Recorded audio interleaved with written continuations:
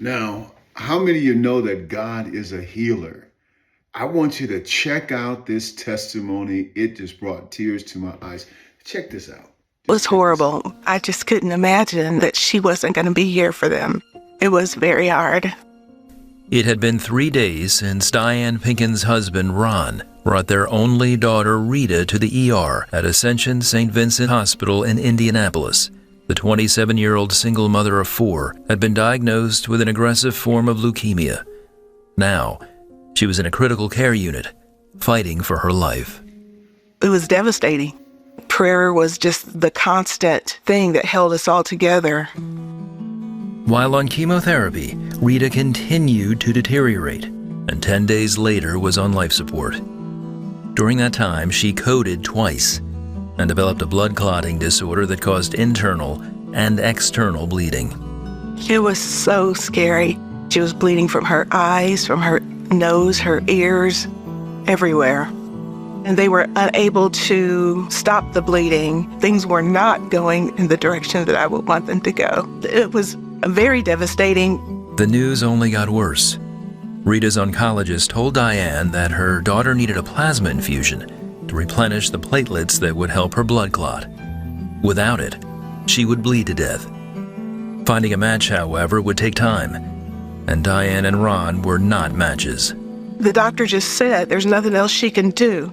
I just felt so out of control. I just broke down. I had fallen to my knees and was just praying that God would forgive me for thinking that I had any control over anything. And then I asked that I would be able to accept whatever His will was gracefully, that I would be given a word as to what God's will was, whether we're losing her or whether she's going to make it through. Diane and Ron weren't alone. From the start, Diane had gotten word out for people to pray, and it had spread. Previously, the prayer had been, just pray for us, we need prayer. But then it changed, and I was like, I need everybody to pray for a complete divine healing. The prayer lines were not only locally and nationally, but they were international. People did more than just pray. They showed up to donate plasma when a local radio station organized a blood drive for Rita. That was mind-boggling, the people that got involved. The blood center downtown said they had never seen the influx of people coming in to donate plasma like they had with Rita. When the drive ended, they'd found a donor match, and Rita got the platelets she needed. The bleeding stopped, and 1 week after going into the ICU, Rita was taken off life support. She continued to improve, was eventually released, and declared in remission for now. My prayers were that God would just save me. I never even asked for healing. And I remember a moment where God said, I'm giving you my blood. And I believe that God was the anonymous donor. I was so excited. I was so grateful. I was so happy. I was just in awe. Rita was sent home with dozens of medications for maintenance and to kill any remaining cancer cells. Then about a week after she came home, she says she heard from God. Right when I started to take it, He said, let this be the last time you take the medicine. No more medicine, you're healed. So I stopped. At that point, I was very, very adamant about not taking it because I heard His voice so clearly that there was no doubt at all. For Rita and her family, it would become a journey of faith, because a year later, in November 2007, the cancer was back and had spread. Rita was readmitted to the hospital for treatment. I didn't understand why it came back, but I knew for a fact that God said I was healed. I never questioned God. I just went through the process and trusted Him. My faith never wavered. My relationship with God was a lot different this time around. And I remember laying hands on myself and praying. I experienced what He did for me. I knew that He could heal me. It was not good news by any means, but we were not defeated. We had a word from God. We thought, well, this has to just be a test. The odds were completely against us, but we had God. Rita went through more radiation, chemotherapy, and experimental drugs. Nothing seemed to be working.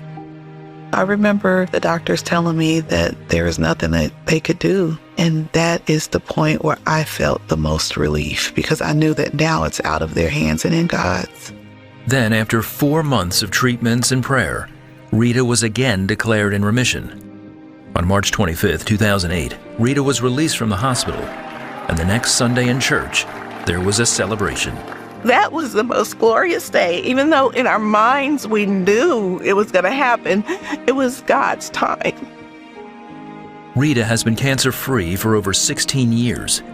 Since then, she's remarried, had another son, and is more active than ever, working 3 jobs and constantly volunteering to help those less fortunate.